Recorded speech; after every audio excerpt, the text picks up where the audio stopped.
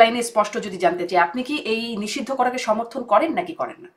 শেখ হাসিনার কথা, যেমন 226 জনকে হত্যার লাইসেন্স পেয়ে গেছি, এগুলা তো কোনো শুভ রাজনীতি না, তাই না? একটা জায়গায় আপনাকে তো মেসেজ দিতে হবে যে what ever is done is beyond our imagination. আমরা চাইনি এভাবে হত্যাকাণ্ড, আমরা সরি। মানে গণমাধ্যম কর্মী হিসেবে কোনো আওয়ামী লীগ নেতার বক্তব্য বা নিতে পারবো? সাংবাদিকতা করতে তো সুবোধ বালকের কাজ না।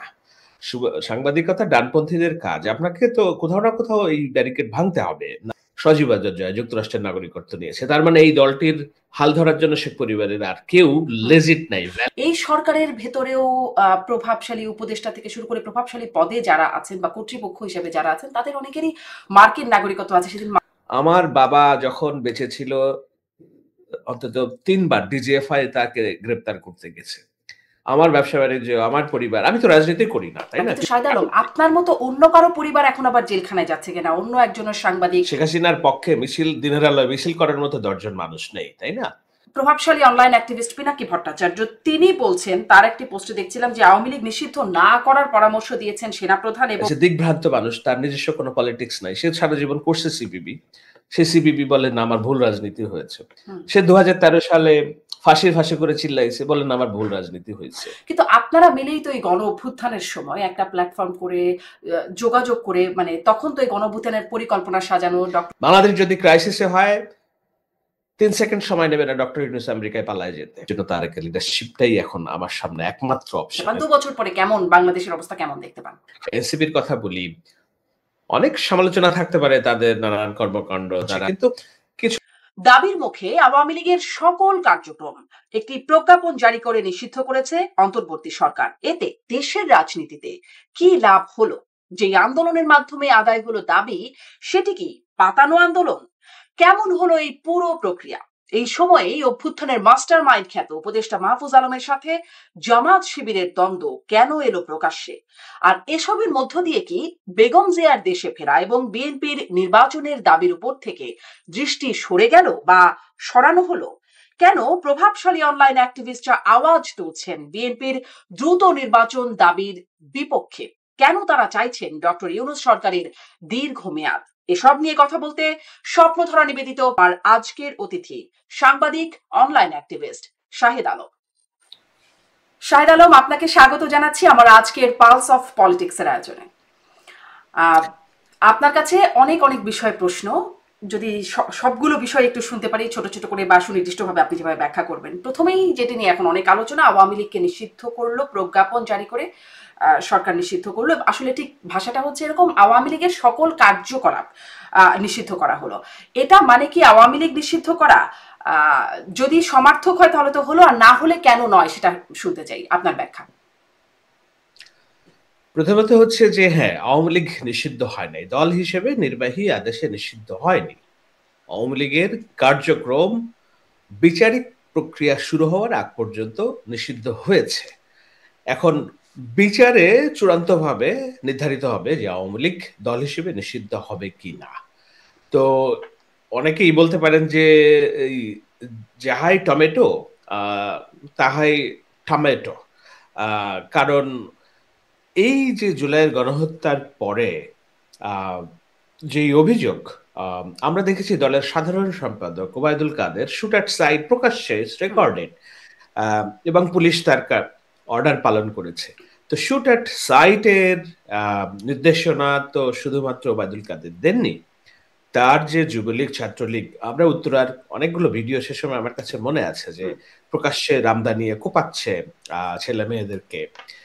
কুমিল্লাতেও আমরা দেখেছি এরকম, আরো নানান জায়গায় ঘটনা ঘটেছে। আশুলিয়াতে একটা পুলিশ স্টেশনের হামলার অভিযোগে এতগুলো ছেলে মেয়েকে মৃতদেহকে পুড়িয়ে দেওয়ার ঘটনা ঘটেছে। তো এগুলোর পরে একটা তো হলো যে যাদের হাতে রক্তের দাগ তাদের বিচার, কিন্তু দল হিসেবে আওয়ামী লীগ কি, একটা হলো সরকার দায়িত্ব পালন করেছে, সরকারের যে আইন শৃঙ্খলা বাহিনী পুলিশ দায়িত্ব পালন করেছে, কিন্তু দল হিসেবে আওয়ামী লীগের কর্মী সমর্থকরাও কি সমানভাবে জড়িত ছিল কি না এই যে হত্যাকাণ্ডের পেছনে? তো সেটা যদি হয় তাহলে এই দলের যে বিচার হবে সেই বিচারে এখন সরকার যে সিদ্ধান্ত নিল যে কার্যক্রম নিষিদ্ধ থাকবে, বিচারে তো আর দলের কার্যক্রমকে সাফাই গাওয়ার সুযোগ থাকবে না। যদিও আন্তর্জাতিক অনেক রীতিনীতি আছে, কনভেনশন আছে, সেগুলো হিসাব নিকেশ করেই বিচারটা সম্পাদন করতে হবে। এখন সেই সময় যদি আদালত রায় দেয় যে না, দল হিসেবে আওয়ামী লীগ নিষিদ্ধ না, দল হিসেবে আওয়ামী লীগ কার্যক্রম চালাবে, নির্বাচনে অংশগ্রহণ করবে, সেটা ভিন্ন বিষয়। কিন্তু সেই সম্ভাবনা খুবই ক্ষীণ, খুবই ক্ষীণ। আমি খুবই ক্ষীণ দেখছি। যদি আগামী 6 মাস 1 বছরের মধ্যে বিচার হয়, আর আমি জানি না 10 বছর 5 বছর পরে 10 বছর পরে কি হবে, কিন্তু আমি কোন রকম সম্ভাবনা দেখি না, সত্যিকার অর্থেই দেখি না। দেখি না এই কারণে যে আজকে যখন আলোচনা করছেন আপনি, তখন সজীব ওয়াজেদ জয় যুক্তরাষ্ট্রের নাগরিকত্ব নিয়েছে। তার মানে এই দলটির হাল ধরার জন্য শেখ পরিবারের আর কেউ লেজিট নাই, ভ্যালিড কেউ নেই। আর শেখ হাসিনা নিজে, তার বয়স 78 79, আগামী 10 বছর পর 90 তে তিনি পৌঁছে যাবেন। On top of that, Sheikh Hasina এমন একজন ব্যক্তি, বাংলাদেশে আওয়ামী লীগের মতাদর্শের সমর্থনের লোকজন থাকতে পারে, অবশ্যই আছে। জয় বাংলার সমর্থনের মানুষ অবশ্যই আছে।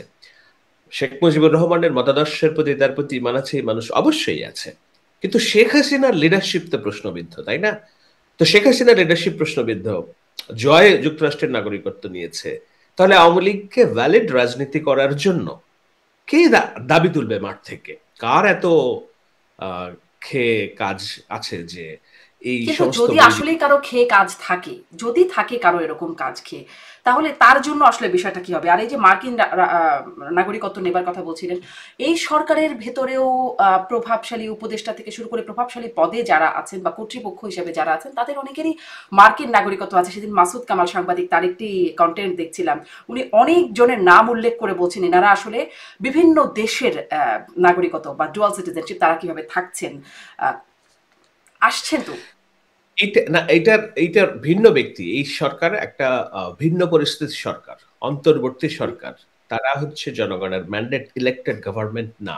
আমাদের এখনো যে কনস্টিটিউশনাল রুলস আছে, সেখানে ধরেন অন্য মন্ত্রী, প্রতিমন্ত্রী, সরকারি কর্মকর্তা তারা বিদেশি নাগরিক থাকতে পারে, যদিও মন্ত্রী হিসেবে থাকার বিধানও নেই, কিন্তু সম্ভবত এটি নেই। নিয়ে নানা তর্ক বিতর্ক আছে। কিন্তু যিনি দেশ পরিচালনা করবেন, একটি দলের নেতৃত্ব দিবেন, তিনি তো আর বিদেশি নাগরিক হতে পারেন না। সেটা এই দেশে যুক্তরাষ্ট্রেও আপনাকে যদি সরকার প্রধান, রাষ্ট্রপ্রধান হতে হয়, তাহলে আপনাকে বাইবর্ন সিটিজেন হতে হবে। বাইবর্ন এমন না যে আপনি ছোটবেলায় 3 বছর 1 বছর পরে এসেও যদি আপনি এখানে নাগরিকত্ব পান, ইউ আর নট এলিজিবল। আপনাকে বাইবর্ন সিটিজেন হতে হবে। তো এটা একটা স্পর্শকাতর জিনিস। যিনি দেশের নেতৃত্ব দিবেন, অর্থাৎ আমি বলেছি যে দলের হাল ধরার কথা। হাল ধরা মানে কি? একটা দল যখন রাজনৈতিক কার্যক্রম পরিচালনা করে, তখন তার আল্টিমেট গোল থাকে দলের নেতৃত্ব দেওয়া, দেশের নেতৃত্ব দেওয়া।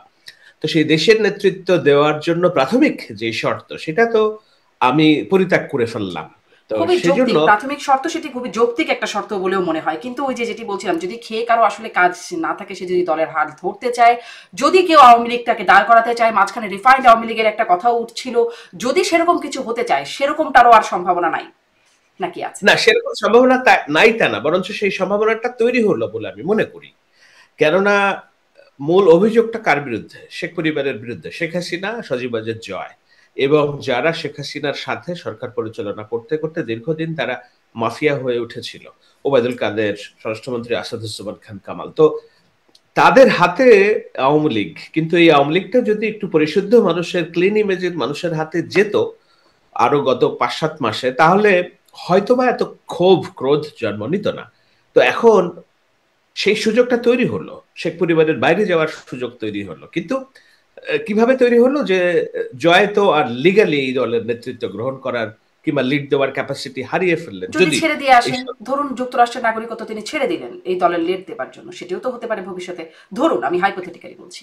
হ্যাঁ, হ্যাঁ, সেটা যদি হয় তাহলে সেটাও আমি তো দেখছি না যে আগামী 5 বছর 10 বছরের আগে কোনো কিছু। কেননা আপনাকে একটা জিনিস মাথায় রাখতে হবে, একটা জিনিস মাথায় রাখতে হবে। শেখ হাসিনা যেই পরিস্থিতিতে দেশ ছেড়েছিলেন, তার পুলিশ, আর্মি, র্যাব এবং তখনো পর্যন্ত আওয়ামী লীগ, ছাত্রলীগ, যুবলীগের লক্ষ মানুষের একটা প্রোটেকশনের মধ্যেও তাকে দেশ ছেড়তে বাধ্য হয়েছিল। কেন বাধ্য হয়েছিল? তার যে শক্তি সামর্থ্য, তার চেয়ে ডাবল 5 গুণ বেশি এক্সটার্নাল ফোর্স তাকে বিরোধিতা করেছে, রাস্তায় নেমে এসেছে, বুক পেতে দিয়েছে নিজে আত্মহত্যার শহীদ হওয়ার জন্য। তো আওয়ামী লীগের পক্ষে সুবিধাজনক পরিবেশ এইভাবে ফিরে নাই এখন আর। প্রথম কথা, যদি থাকেও, যত মানুষ 5 আগস্ট রাস্তায় নেমেছে শেখ হাসিনাকে হটানোর জন্য, ঠিক অত মানুষ অথবা তার চেয়ে দ্বিগুণ মানুষ রাস্তায় নামতে হবে শেখ হাসিনার নেতৃত্বে আওয়ামী লীগকে বরণ করার জন্য। কেবলমাত্র তখনই প্রচলিত বর্তমানে রাষ্ট্রযন্ত্র, আমি আজকে রাষ্ট্রযন্ত্রের কথা বলছি, অথবা দুদিন পরে যারা বিএনপির নেতৃত্বে যদি সরকার গঠিত হয় সেই সময়ের রাষ্ট্রযন্ত্রের কথা বলছি, সেই রাষ্ট্রযন্ত্রকে পরাভূত করে শেখ হাসিনার লিডারশিপকে এস্টাবলিশ করতে হলে 5 আগস্ট যত মানুষ জীবন দিয়েছে, রক্তের বিনিময়ে শেখ হাসিনাকে পালাতে বাধ্য করেছে, ঠিক অত পরিমাণ, আর না হলে চেয়ে দ্বিগুণ, কম না, মানুষকে রাস্তায় নেমে আসতে হবে যে না, আমি আওয়ামী লীগ চাই, আমি শেখ হাসিনার লিডারশিপ চাই। এর বাইরে আমি দেখি না স্বাভাবিক। আপনি বাস্তবতা দেখেন না, কিন্তু আসলে প্রশ্নটা আমি এখানে করছিলাম যে শেখ হাসিনার লিডারশিপে না হোক বা রিফাইন্ড আওয়ামী লীগের ভাবে যদি কেউ আসতে চায়, এই মুহূর্তে আওয়ামী লীগের রাজনীতি কেউ করতে পারবে কিনা? এইটা একটা বড় প্রশ্ন, এটা নিয়ে আমারও দ্বিধা আছে। এবং আমার মনে হয় যে আমরা চেয়েছিলাম ফ্যাসিবাদের বিলোপ, যে কোনো রাজনৈতিক মতাদর্শ হরণ করার বিপক্ষে ছিলাম সবসময় আমি। আমার চেয়ে কেউ ব্যক্তিগতভাবে সোশ্যাল মিডিয়াতে জামাত ইসলামের বিরুদ্ধে কথা বলে এরকম লোকজন আমি হয়তো তো দেখি না, আমি আমার সেন্ট্রিস্ট জায়গায় থেকে। কিন্তু তারপরেও জামাত ইসলামের রাজনীতি যখন নিষিদ্ধ করতে যাওয়া হয়েছিল, এই 24-এ না, এই 2013 সাল থেকেই আমি জামাতে বলছি যে না, হোক তারা 5% মতাদর্শের মানুষ, কিন্তু এই 5%, 18 কোটি মানুষের 5% মানে আপনাকে সংখ্যাটা বুঝতে হবে। ইটস এ হিউজ, এই হিউজ নাম্বার অফ মানুষের মতাদর্শকে দমিয়ে রেখে আপনি রাজনীতি করতে পারবেন না, দেশ স্থিতিশীল হতে পারবে না। আমার স্পষ্ট মনে আছে 2013 সালে শাহবাগের গণজাগরণ মঞ্চের সময় আশেপাশে যখন পাখির মতো গুলি করে মারছে শেখ হাসিনার পুলিশ বাহিনী সাইদিকে সমর্থন করার অপরাধে, আমাদের এক সিনিয়র সাংবাদিক, আপনিও চেনেন আমিও চিনি, আমি নাম বলছি না, একসাথে আমরা সহকর্মী ছিলাম, আমার খুব মন খারাপ ছিল। আমি সিগারেট টানছিলাম বারান্দায় বসে, তো এই সময় আমাকে এসে জিজ্ঞাসা করলেন যে শাহেদ ভাই আপনার মনে হচ্ছে খুব মন খারাপ, একটু টিপ দিয়ে বললো, যেহেতু তারা মনে করতো আমি জামাত শিবিরের সমর্থক। তা আমি বললাম তো এইভাবে তো চলতে পারে না ভাই, এটা তো কোনো রাষ্ট্র ব্যবস্থা না। তো তিনি আমাকে বললেন না, এটা মেনে নিতে হবে, কিছু করার নাই, আপনাকে বিরোধী মত দমন না করলে আপনি ক্ষমতায় থাকতে পারবেন না। তো সেই যে বিরোধী মত দমন করার এবং তাদের ভিন্ন রাজনীতি করতে না দেওয়ার যে কালচার, সেটাই তো শেখ হাসিনাকে ফ্যাসিস্ট বানিয়েছে, তাই না? ইটস ওয়ান ওয়ে জার্নি, আপনাকে ফিরে আসার কোনো রাস্তা শেখ হাসিনা রাখেনি।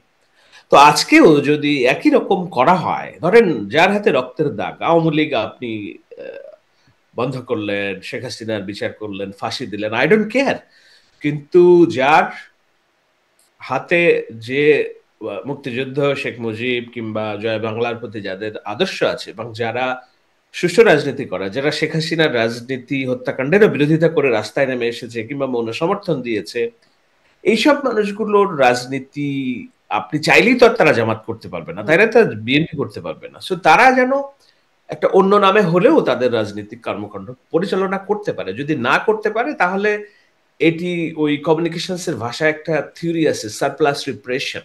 আপনি একটা গ্লাসে পানি ঢালবেন, মানে চাপ দিবেন, রিপ্রেস করবেন, ওর একটা ধারণ ক্ষমতা আছে, কিন্তু ধারণ ক্ষমতা যখন শেষ হয়ে যাবে, ওই পানি কিন্তু এমন না যে আপনি চাইলেই ঠেকানো বন্ধ করতে পারেন, এটা উপচে পড়ে যাবে এটা। হ্যাঁ, তো আমরা যদি এই রাজনৈতিক মতাদর্শকে প্র্যাকটিস করতে না দিতে পারি, ভিন্ন নামে যারা শুদ্ধ, স্বচ্ছ এবং নিয়মতান্ত্রিক রাজনীতি করবে, হত্যা রাজনীতি করবে না, তাদের যদি প্ল্যাটফর্ম আমরা অ্যালাউ করতে না পারি, তাহলে এটা সমাজে একটা অস্থিতিশীলতা জন্ম দিবে এবং আপনি যেটি বলছিলেন যে আপনি নিজে জামাত শিবিরের মানে প্রচন্ড সমালোচক হয়ে ওই সময় আপনি তার একটা প্রতিবাদ আপনার মনের মধ্যে জেগেছিল বা বলেছিলেন, তো এখন যারা আওয়ামী লীগের বিরোধিতাও করছে তাদেরকে এরকম সাপ্রেস করা হলে বা তাদের রাজনীতিটা নিষিদ্ধ করা হলে তারাও কি সিম্প্যাথাইজড, মানে তারা কি ওদিকে সিম্প্যাথি তাদেরও গ্রো করবে কিনা, তাতে আবার আওয়ামী লীগের লাভই হয়ে যাবে কিনা, এই বিশ্লেষণেরও একটা জায়গা আছে কিনা?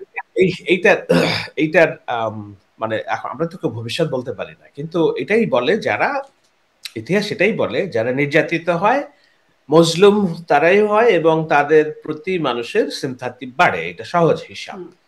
কিন্তু আওয়ামী লীগের যেই দ্বারা সংগঠিত হত্যাকাণ্ডের যে দগদগে ঘা ক্ষত, এগুলো তো আমাদের মনে আমরা আছে।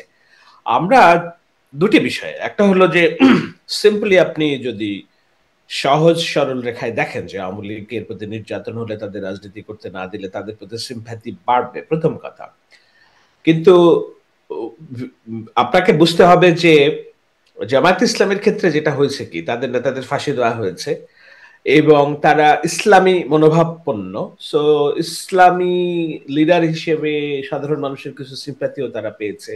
অনেক গ্রামে সাধারণ মানুষ মনে করেছে যে দুঃখিত, একটা ইসলামিক মানুষদেরকে হয়রানি করা হচ্ছে, তাদের রাজনীতি করতে দেওয়া হচ্ছে না।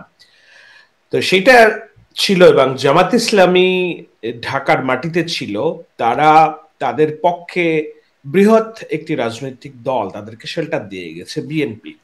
সুতরাং রাজনীতি সরাসরি যদি জামাত নাও করতে পারে, তাদের কর্মী সমর্থকরা অবলীলায় মিশে গিয়েছে বিএনপি ছাত্র দলের সাথে। সেভাবে থেকে তারা যে নিঃশেষ হয়ে যাওয়ার পরিবর্তে তারা সময় নিয়েছে, সময় নিয়ে নিজেদেরকে শক্তিশালী করেছে, প্রথম। দ্বিতীয় কথা, জামায়াত ইসলামীর মুনাফিকি এবং গুপ্ত রাজনীতির চরিত্রের কারণে তাদের একটা বৃহৎ অংশ আওয়ামী লীগের ভিতরে ঢুকে যেয়ে তারা আওয়ামী লীগ সেজে সরকারের সুযোগ সুবিধা নিয়েছে এবং ভিতর থেকে রাজনীতি করেছে। যদি জুলাইয়ের পতন না হতো শেখ হাসিনার, এই গুপ্ত যারা রাজনীতি করে, মুনাফিকি রাজনীতি করে, এরা হয়তো এতদিন এখনো পর্যন্ত আওয়ামী লীগ থাকতো। এখন আপনাকে দেখতে হবে যে ওই পরিবেশ আওয়ামী লীগ পাবে কিনা, অর্থাৎ এই যে বৈরী পরিবেশ, এই বৈরী পরিবেশের মধ্যে তারা অন্য কোনো রাজনৈতিক দলের ভিতরে ঢুকে রাজনীতিটা চালাতে পারবে কিনা, মানে করছে কিনা, সেটা জামাত ইসলামকে হতে হবে অথবা বিএনপি হতে হবে। এই দুটা বড় দলের অধীনে কিংবা ছায়ায় থেকে তারা তাদের রাজনৈতিক মতাদর্শ, যুদ্ধ মনোভাব, ফিরে আসার যে লড়াকু মনোভাব, এগুলো চালায় নিতে পারছে কিনা। তো সেটা যদি হয়, হয়তো 10 বছর পর ইতিহাস অন্যরকম হতে পারে। কিন্তু তখনও আপনাকে তো আমি বললাম দুটি বিষয় মাথায় রাখতে হবে। লিডারশিপ, কার লিডারশিপের দিকে তাকিয়ে, জামায়াত ইসলামের রাজনীতির লিডারশিপ ব্যক্তিকেন্দ্রিক না, তাদের অর্গানাইজেশনাল স্ট্রাকচার আছে। আওয়ামী লীগের রাজনৈতিক লিডারশিপ, বিএনপির রাজনৈতিক লিডারশিপ, এটা হচ্ছে পরিবার কেন্দ্রিক একটা ভাবনা থেকে আসে। সুতরাং আওয়ামী লীগের শেখ হাসিনা যদি অযোগ্য হয়, জয় যদি আওয়ামী লীগের নেতৃত্বের হাল ধরার সব রকম সুযোগ ছুড়ে ফেলে দেয়, তাহলে কার লিডারশিপে দাঁড়াবে এই নেতা কর্মীরা জীবন যুদ্ধের ফাইট? এটি স্পষ্ট আপনি আওয়ামী লীগের আপাতত রাজনীতিতে ভবিষ্যৎ দেখছেন না, অদূর বা সুদূর ভবিষ্যতেও আপনি খুব দেখছেন না। আমি স্পষ্ট করে বলি যে আওয়ামী লীগের যে মতাদর্শ, অর্থাৎ মুক্তিযুদ্ধে তাদের যে অবদান, মুক্তিযুদ্ধ, এগুলোকে আমি কোনোভাবে অস্বীকার করছি না অন্য সোকল বক্তাদের মতো, আমি উইথ ডিউ রেসপেক্ট। কিন্তু বাস্তবতায় আমি দেখি যে তাদের ফিরে আসার আর কোনো সুযোগ নেই। আপনার কথার মধ্যে দিয়ে স্পষ্ট হয়েছে, তারপরেও একদম এক লাইনে স্পষ্ট যদি জানতে চাই, আপনি কি এই নিষিদ্ধ করাকে সমর্থন করেন নাকি করেন না? দেখুন, নিষিদ্ধ কিন্তু হয়নি, আমি প্রথম কথা বলি, কার্যক্রম নিষিদ্ধ করা আর কি, এটা আমার মনে হয় যে এটি ঠিকই আছে এক অর্থে। কেননা আপনাকে তো একটা জায়গায়, আপনি যদি দোষ স্বীকার করতে হবে, আপনাকে তো বুঝতে হবে যে না, হত্যাকাণ্ড যেটা ঘটেছে সেটা রিয়েল। আমি যদি জোর করেও বলি, অভিযোগ করেও বলি, জাতিসংঘের তদন্ত রিপোর্ট তো আর জোর করে বলে নাই, তারা ফ্যাক্টস ফাইন্ডিং কমিটি রিপোর্ট দিয়েছে। তো সেই জায়গাগুলোতে আমি তো দেখি না কোনো আওয়ামী লীগের যারা লিডারশিপে আসতে চায়। আপনি যদি শেখ হাসিনা সাম্প্রতিক যেসব লাইভ কর্মকাণ্ডে যোগ দিয়েছেন, যাদের সাথে যোগ দিয়েছেন, তাদের ন্যারেটিভ, তাদের রাজনীতি এবং তাদের গোল যদি আপনি বিশ্লেষণ করেন, তারা তো হত্যার বদলে হত্যা চায়। তারা হচ্ছে শেখ হাসিনার কথা, যেমন 226 জনকে হত্যার লাইসেন্স পেয়ে গেছে, এগুলা তো কোনো শুভ রাজনীতি না, তাই না? একটা জায়গায় আপনাকে তো মেসেজ দিতে হবে যে what ever is done is beyond our imagination. আমরা চাইনি এভাবে হত্যাকাণ্ড, আমরা সরি। বাংলাদেশ আওয়ামী লীগ বাংলাদেশের মাটি মানুষের রাজনৈতিক দল, আমরা হয়তো বুঝতে ব্যর্থ হয়েছি কোথাও। সো আমরা এই নতুন ভাবে আমরা শুরু করতে চাই, এই যে মনোভাবটা তো আমরা দেখিনি। সেটা না দেখে যদি ধরেন আমার কি হতো, আমি তো একটা মধ্যপন্থায় থেকে কথা বলে গিয়েছি, কিন্তু এই জুলাইয়ে যদি আওয়ামী লীগ থেকে যেত, আমার বাবা যখন বেঁচে ছিল অন্তত 3 বার ডিজিএফআই তাকে গ্রেপ্তার করতে গেছে। আমার ব্যবসা বাণিজ্য, আমার পরিবার, আমি তো রাজনীতি করি না, তাই না? কিন্তু তারপরও আমার পরিবার যে ত্যাগ স্বীকার করেছে। আজকে জুলাই হত্যাকাণ্ডের পরেও যদি আওয়ামী লীগ ক্ষমতায় থাকতো, শেখ হাসিনার কথা অনুযায়ী যে অনেক ছাড় দিয়েছি, এবার কাউকে আর ছাড় দিব না, তাহলে আমার পরিবার আবার এই জেলখানায় যেত, তাই না?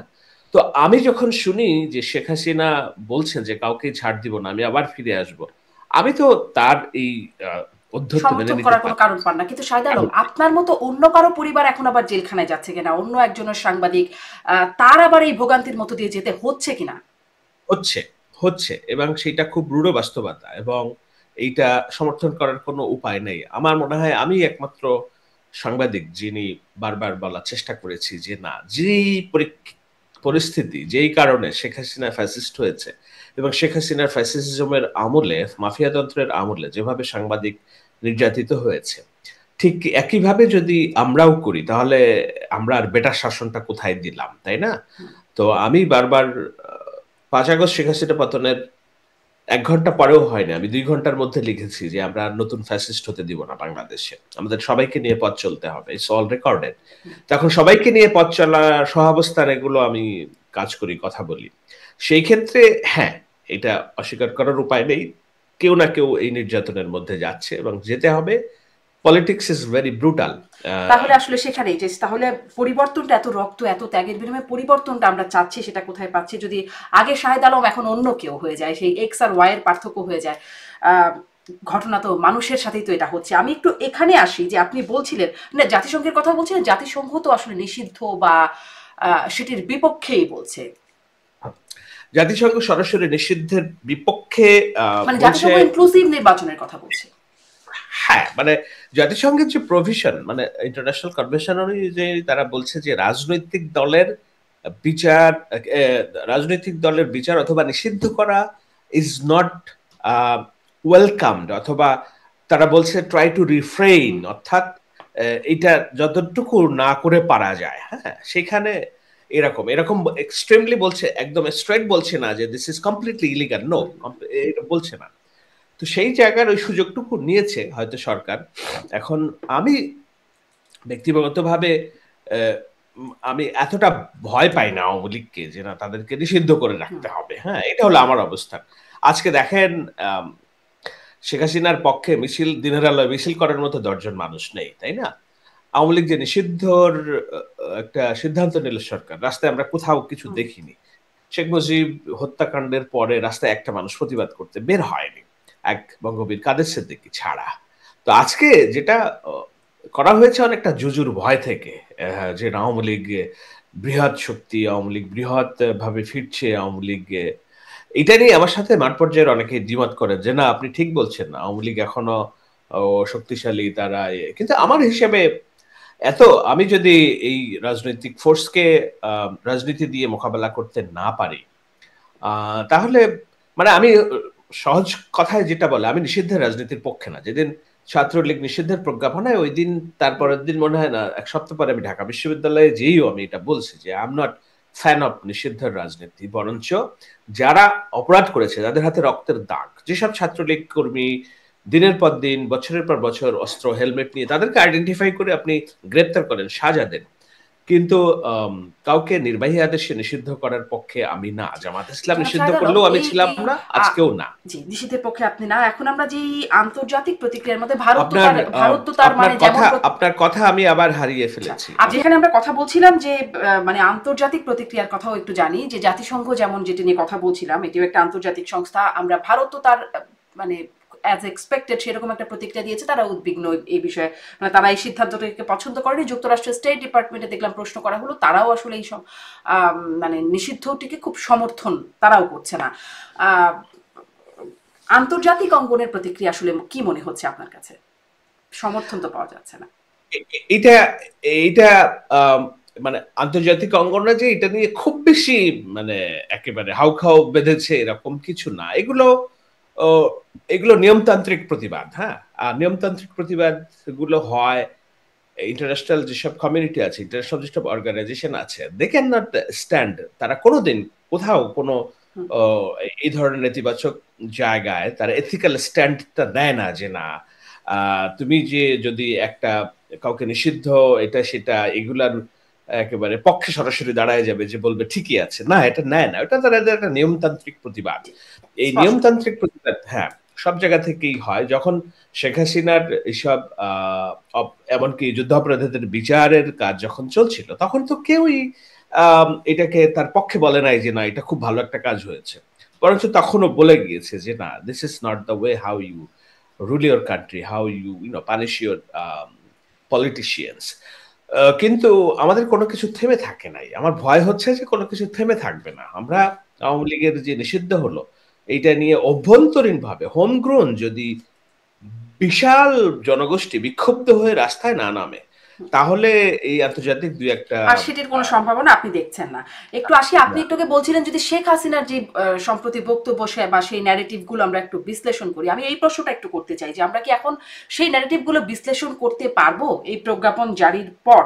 আমি ওই প্রজ্ঞাপনের ভাষার একটা অংশ একটু পড়ি যে বিচার কার্য সম্পূর্ণ না হওয়া পর্যন্ত বাংলাদেশ আওয়ামী লীগ এবং এর সকল অঙ্গ সংগঠন, সহযোগী সংগঠন ও ভাতৃপ্রতিম সংগঠন কর্তৃক যে কোনো ধরনের প্রকাশনা, গণমাধ্যম, অনলাইন ও সামাজিক যোগাযোগ মাধ্যমে যে কোনো ধরনের প্রচারণা, মিছিল, সভা সমাবেশ আয়োজন সহ যাবতীয় কর্মকাণ্ড নিষিদ্ধ থাকবে, নিষিদ্ধ ঘোষণা করা হলো। তো মানে সাংবাদিকরা কি তার সংবাদ প্রচার করতে পারবে?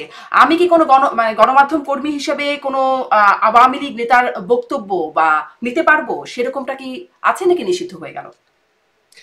আমার মনে হয় না আপনার এগুলো নিতে কোনো বাধা আছে, এবং আমি মনে করি না যে সরকার বললেই গণমাধ্যমের কর্মীদের সেটা শোনা উচিত, তাই না? মানুষ বিভিন্ন পক্ষের বক্তব্য শুনবে, কিন্তু কথা দেখতে হবে যে তাদের কথার মধ্যে দিয়ে ভায়োলেন্সটা আমি উস্কে দেওয়ার পার্ট হচ্ছে কিনা ইন্টেনশনালি, সেটা দেখতে হবে। সেটা না হলে কারোর বক্তব্য প্রচারণা বিশ্লেষণে তো কোথাও বাধা নিষেধ আছে, এবং থাকলেও আমি কেন শুনবো? আমি যেই সময় কথাবার্তা বলেছি শেখ হাসিনার বিধিনিষেধের মধ্য দিয়ে, আমি তো শুনি নাই কোনো কিছু, কিন্তু আমার ওই খড়গটা এসেছে, আমার মামলা হয়েছে আমার বিরুদ্ধে আইসিটি আইনে এবং অন্যান্য জায়গায়, কিন্তু আমি তো থেমে থাকিনি, তাই না? সো সরকার বললো বলে সবকিছুতে থেমে যাবে সবকিছু, এমনটা ভাবারও কোনো অবকাশ সেই নেই। মামলাগুলো প্রত্যাহার হয়েছে।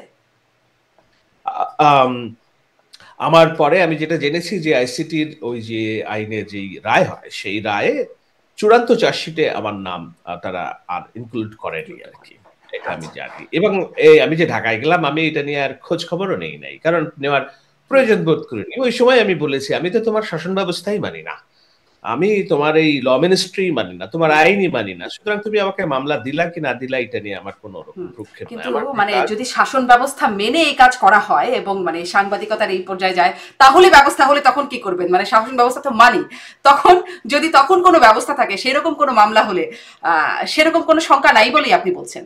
সেটা হলে হ্যাঁ, এক্স্যাক্টলি সেটা নাই। কারণ হলো তো আপনাকে দেখতে হবে যে আইসিটি অ্যাক্ট যেটা, সেইটা তো গভর্নমেন্ট সংশোধন করেছে, এবং নতুন এই সরকার, আমি তো অনেক সমালোচনা করি, কিন্তু আপাতত মত প্রকাশের দায়ে কোনো ওই আইসিটি আইনের ধারায় কাউকে গ্রেপ্তার করেনি কিংবা কাউকে সাজা দেয়নি। সুতরাং আপনাকে তো সুবোধ বালক সাংবাদিকতা করতে, সুবোধ বালকের কাজ না, সাংবাদিকতা ডানপন্থীদের কাজ। আপনাকে তো কোথাও না কোথাও এই ব্যারিকেড ভাঙতে হবে, না ভাঙলে আপনি বুঝবেন কেমনে যে না কতটুকু বলা যাবে, কতটুকু করা যাবে। এবং আমার ধারণা কেউ না কেউ অবশ্যই এইগুলা করবে। এবং গভর্নমেন্টকে প্রেস সেক্রেটারি দেখলাম একটা ব্যাখ্যা দিয়েছে যে আওয়ামী লীগের কার্যক্রম সম্পর্কে সরকারের যেসব গৃহীত পদক্ষেপ, এগুলো সমালোচনা করা যাবে, গভর্নমেন্টের অবস্থানের সমালোচনা করা যাবে, আওয়ামী লীগের নিজস্ব কার্যক্রমের সমালোচনা করা যাবে। তারা যেটা চায় যে ভায়োলেন্সটা যেন উস্কে না দেয়, সেটা দেখতে হবে। মূল নিষেধাজ্ঞাটা এসেছে আওয়ামী লীগের প্রকাশ্যে রাজনীতি করার জন্য, তাদের যে social media page, Bangladesh Awami League এবং ছাত্রলীগের পেজগুলো যেন ব্যবহৃত না হয়। এখন এটাও তাদের বিষয়, তারা যদি এটা করতেই থাকে, বাংলাদেশ গভর্নমেন্ট কি করতে পারে, বাধা দেবে কিভাবে? তারা মেটাকে চিঠি দিতে পারে যে না, এই পেজটা বাংলাদেশে ডিসেবল করে দাও, যেভাবে ঠিক আমার ওয়েবসাইট বাংলা ইনফোটিউব বন্ধ করে দিয়েছিল বাংলাদেশ সরকার, আরো অনেক ওয়েবসাইটের মতোই, তাই না? বাংলা ইনফোটিউব.com বন্ধ, ব্লক করে রেখেছিল। এই সরকার সেটাও করতে পারে যে আওয়ামী লীগের ওয়েবসাইট ব্লক করো, ফেসবুক ব্লক করো। ইন্ডিয়ান সরকার 3 দিন আগে আমার সহ আরো অনেকের ফেসবুক অ্যাকাউন্ট ব্লক করে দিয়েছে। তো যদি কেউ ধরেন, আপনি যদি আওয়ামী লীগের পক্ষে বলেন, কি করবে? আপনার এই অ্যাকাউন্ট হয়তো ব্লক করবে, কিন্তু আইনত তো আপনাকে ধরার কোনো রাস্তা নাই। আর ইন্টারন্যাশনালি এইসব কার্যক্রমগুলোকে মত প্রকাশের বাধা হিসেবে দেখে। মানে পক্ষে বলা হোক, বিপক্ষে বলা হোক, প্রশ্ন করা হোক, সেগুলো কোনো বাধার মুখে পড়বে কিনা সেটাই আসলে একটু বুঝতে চেষ্টা করি। আমার মনে হয় আপনার মনে হয় সেরকম কিছু হবে না। আসি এবার আরেকটু এই প্রসঙ্গে যে প্রভাবশালী অনলাইন অ্যাক্টিভিস্ট পিনাকি ভট্টাচার্য, তিনি বলছেন, তার একটি পোস্টে দেখছিলাম যে আওয়ামী লীগ নিষিদ্ধ না করার পরামর্শ দিয়েছেন সেনাপ্রধান, এবং গত 10ই মে যমুনায় উপদেষ্টা পরিষদের বিশেষ সভা শুরুর আগে হঠাৎ করে সেখানে হাজির হন সেনাপ্রধান।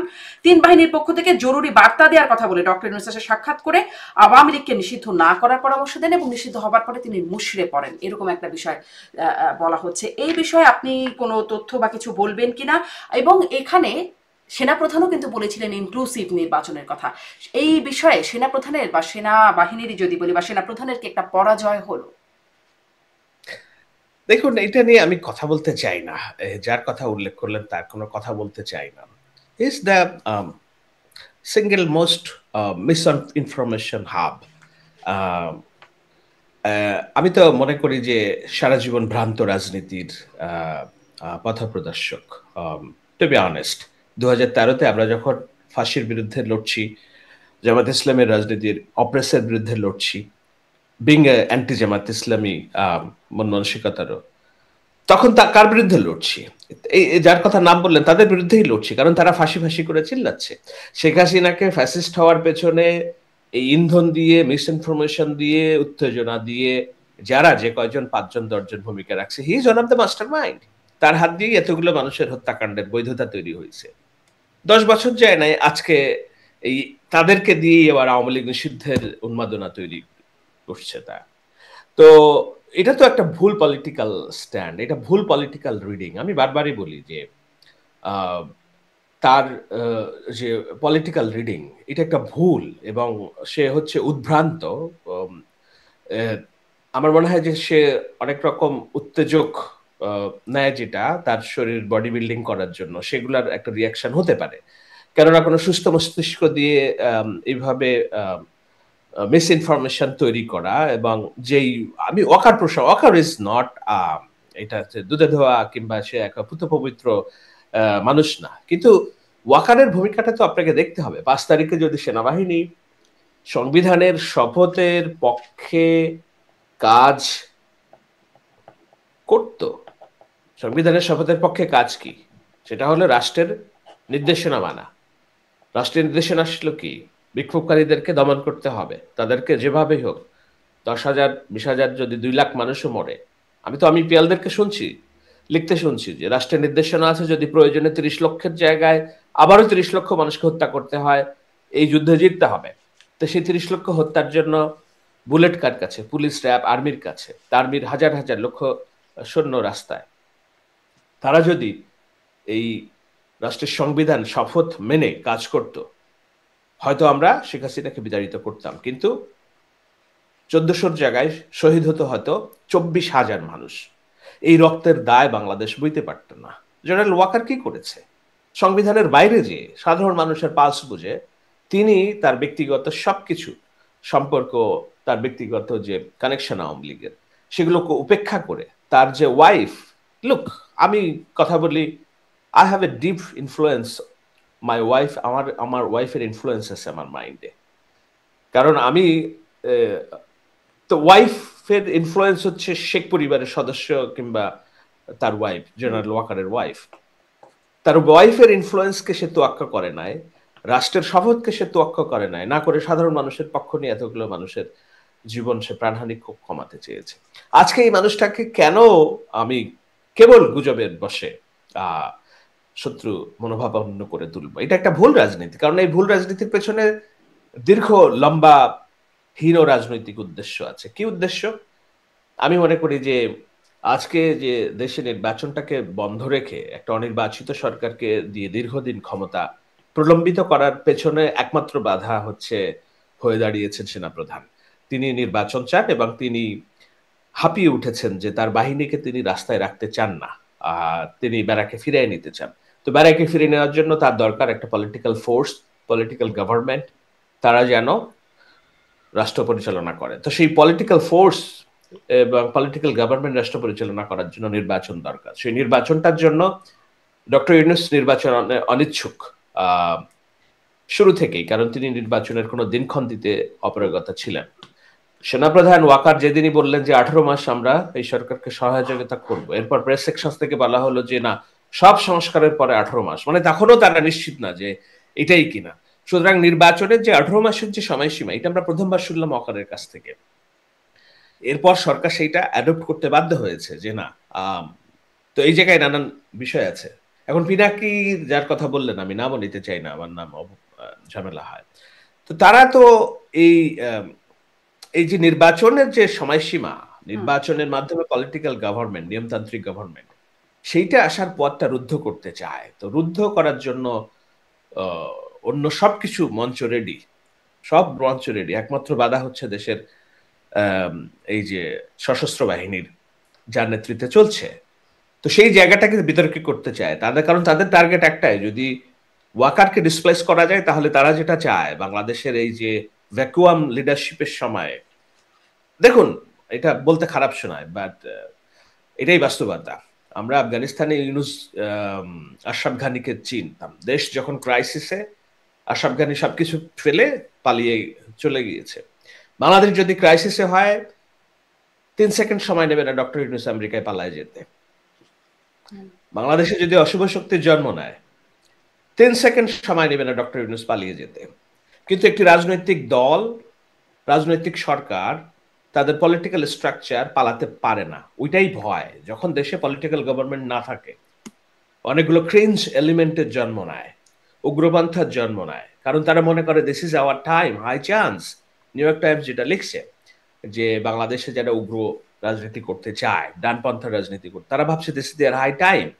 তো সেই হাই টাইমে যদি পলিটিক্যাল গভর্নমেন্ট যেহেতু লিডারশিপে নেই, সুতরাং তারা মনে করছে যে ইউনুসকে দিয়ে তারা এমন একটা জায়গায় নিয়ে যাবে এবং একটা পর্যায়ে হয়তো তাদের দিকেও ক্ষমতাটা আসতে পারে। তো এই যে ক্ষমতার যে টানাটানি ভাগাভাগিতে, সেখানে আলু পোড়া খাওয়ার জন্য কাজ করছে কেউ কেউ। আপনি যার নাম করলেন, he is one of the master mind. কারণ হচ্ছে সে দিগ্ভ্রান্ত মানুষ, তার নিজস্ব কোনো পলিটিক্স নাই। সে সারা জীবন করছে সিপিবি, সে সিপিবি বলে না আমার ভুল রাজনীতি হয়েছে। সে 2013 সালে ফাঁসি করে চিল্লাইছে, বলেন আমার ভুল রাজনীতি হয়েছে। তো এখন একটা মানুষ, আপনি আসলে এর মধ্যে অনেকগুলো প্রশ্ন জমে যাচ্ছে কথায় কথায়, তার একটু করে করি যে আপনি বলছেন ভ্রান্ত রাজনীতি করছেন, তার নামও নিতে চাইছেন না, কিন্তু আপনারা মিলেই তো এই গণ অভ্যুত্থানের সময় একটা প্ল্যাটফর্ম করে যোগাযোগ করে, মানে তখন তো এই গণ অভ্যুত্থানের পরিকল্পনা সাজানো ডক্টর আসিফ নজরুল বা বর্তমান প্রেস সচিব, আপনারই একটি কন্টেন্টে আমি এটা শুনছিলাম যে আপনাদেরই মধ্যে যোগাযোগ ছিল। তো সেই যোগাযোগ এরকম অবস্থা হয়ে গেল। এখন আমি ওনাদের কাছ থেকে শুনি ডক্টর আসিফ নজরুল সম্পর্কে নানান তথ্য, প্রেস সচিব সম্পর্কেও আসে আপনাদের, মানে এই অবস্থা কেন হয় যে একদম গালাগালি, অসভ্য ভাষায় গালাগালিও চলে আসে, কেন হয় এরকম?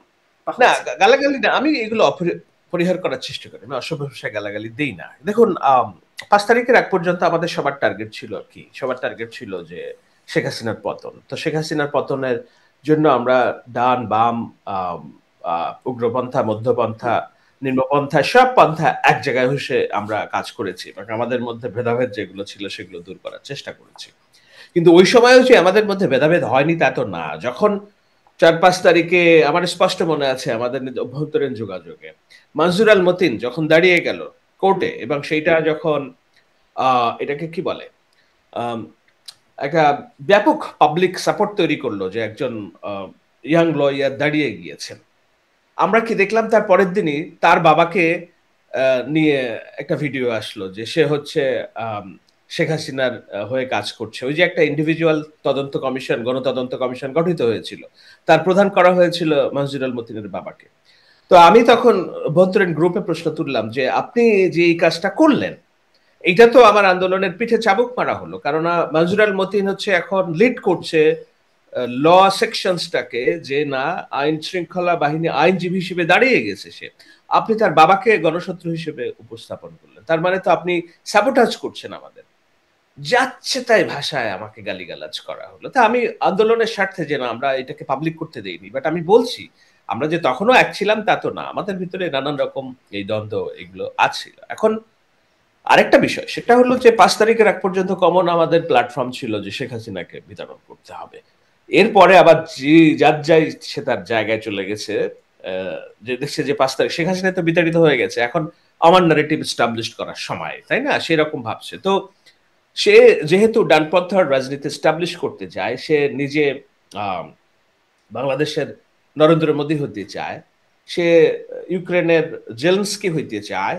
কারণ জেলেনস্কি কি, সে একজন নিজে ইহুদি, কিন্তু সে একটা খ্রিস্টান দেশের জনসমর্থন নিয়ে রাষ্ট্র পরিচালনা করছে। তো বাংলাদেশের মতো 90% মানুষের ইসলাম পন্থার প্রিয় মানুষের দেশে একজন কপট মুনাফিক হিন্দু যদি নেতৃত্ব আসতে পারে, তাহলে তো ওই স্বপ্নগুলো, এবং সেটা সে লেখালেখি করছে যে বাংলার জমিনে একদিন ট্রাম্পের উদয় হবে, ডানপন্থার রাজনীতি হবে। তো এগুলো হচ্ছে যে তার রাজনীতির আদর্শ। সেটা করার জন্য সে যেটা ভাবছে যে এটাই তার পন্থা, যে আমি যদি ওয়াকারকে ডিসপ্লেস করতে পারি তাহলে বাংলাদেশে নির্বাচন হবে না, নির্বাচন না হলে আলু পোড়াটা খাওয়ার মধ্য দিয়ে হয়তো আমার একদিন সুযোগ তৈরি হবে। তো এখন তার দর্শন আর আমার দর্শন তো এক না, তাই না? তার ব্যক্তিগত দর্শন তার সেটা নিয়ে আনা হয়, আমরা নাই যাই। কিন্তু তাহলে কি এরকম ব্যাপারটা যে আপনি একটা ভ্যাকুয়ামের কথা বলছিলেন, পলিটিক্যাল ভ্যাকুয়াম, মানে উগ্রপন্থা কোনোভাবে কি এই সরকারের কোথাও কোনো নিয়ন্ত্রণ বা প্রভাব খাটানোর জায়গায় আছে?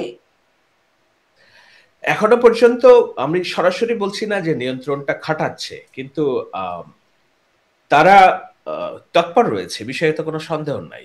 একজন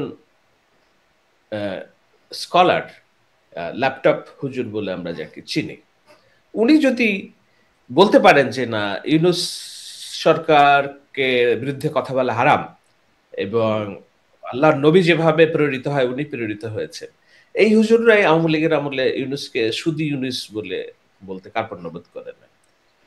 হাজারো কথা উদাহরণ আছে, আমার কাছে ক্লিপ আছে এগুলা। তো আমি তাদেরকে আমি উগ্রপন্থী বলছি না, তারা আমাদের ইসলামিক এটাকে বলে বক্তার চরিত্র হিসেবে সামনে আছেন। কিন্তু আপনাকে তো বুঝতে হবে, এই শাহবাগে যে জমায়েত হলো সেখানে নিষিদ্ধ আওয়ামী লীগ আমলে নিষিদ্ধ ঘোষিত এক্সট্রিমিস্ট অনেক এলিমেন্টকে আমরা দেখেছি। আমরা এই গভর্নমেন্টের ক্ষমতার পরপরই দেখেছি অনেক এক্সট্রিমিস্ট এলিমেন্ট পুশ করার জন্য, এমনকি আইএসআইএস এর ফ্ল্যাগ নিয়েও মিছিল মিটিং হয়েছে। সো এগুলোর এক্সিস্টেন্স আছে এবং তারা মনে করছে this is their high time to influence the government. যদি অন্য তারাও যদি ক্ষমতায় না আসতে পারে, অ্যাটলিস্ট ইউনূসের মতো একটা দুর্বল সরকারকে কেমনে রেখে আলু পোড়াটা খাওয়া যায়। সেইটা এমন না যে বিএনপি আসলে একেবারে রাতারাতি তারা বন্ধ হয়ে যাবে, ঘুমিয়ে পড়বে, কিন্তু তাদের জন্য তখন টাফ হয়ে যাবে এই কাজগুলো পরিচালনা করা। কারণ আপনাকে বুঝতে হবে রাষ্ট্র কিভাবে পরিচালিত হয়। সরকার পরিচালনা করে রাজনৈতিক দল, নির্বাহী কার্যক্রম পরিচালনা করে রাজনৈতিক দল। গড়ানো ঠিক হবে না, কোনোভাবেই উচিত হবে না নির্বাচন, মানে অনেকগুলো কথাই যে আমাদের আমির বলেছে। হ্যাঁ, না, এই জায়গায় আমরা ইনকনসিস্টেন্ট দেখতে পাচ্ছি এবং ওই জায়গাগুলো তো ওই যে পলিটিক্যাল বোঝাপড়ার একটা জায়গা তৈরি করা এবং দিন দরবারের একটা জায়গা তৈরি করা। আপনাকে বুঝতে হবে যে জামায়াত ইসলাম যে নির্বাচনের দাবি করবো, তাতে নিবন্ধনই এখনো চূড়ান্ত হয়নি, নিবন্ধন ফিরে আসেনি। তো এখন নির্বাচনের ডেট দিয়ে দিল, জামায়াত ইসলামের নিবন্ধনের সিদ্ধান্ত ছাড়া ওই নির্বাচন নিয়ে জামায়াত ইসলাম কি করবে?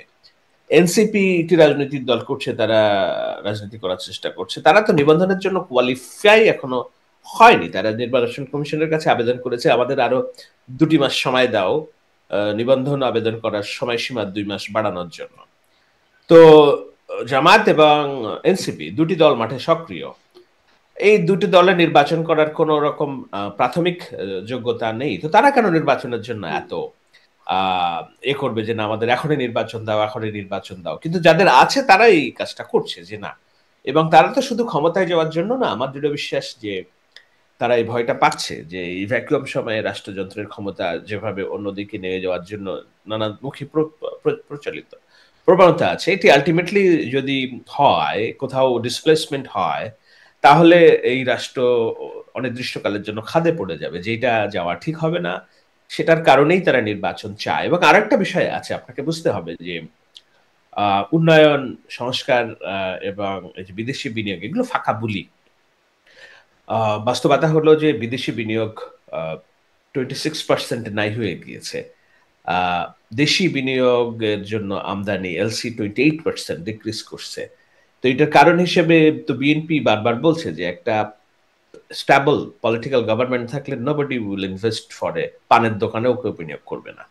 এটা সেন্টার ফর পলিসি ডায়ালগ, যে Centre for Policy Dialogue CPD, তাদের যে দুর্নীতির শ্বেতপত্র নিয়ে আমরা নানান কথাবার্তা বলছি যে না শেখ হাসিনার আমলে এত হাজার কোটি টাকা পাচার হয়েছে, তারা তার প্রধান মোয়াজ্জেম হোসেন, ডক্টর মোয়াজ্জেম হোসেন কালকে কি বলেছে যে দেশে নির্বাচন না হলে কোনো বিনিয়োগ আসবে না। এটা খুবই খারাপ বাংলাদেশের পরিস্থিতি। দেখুন, বিনিয়োগ না অনেকের মনে থাকতে পারে যে না, মনে হতে পারে বিনিয়োগ না হলে আর এমন কি দেশটা এগিয়ে যাক। না, বিনিয়োগ না থাকা একটা দেশ হচ্ছে ক্যান্সারের মতো।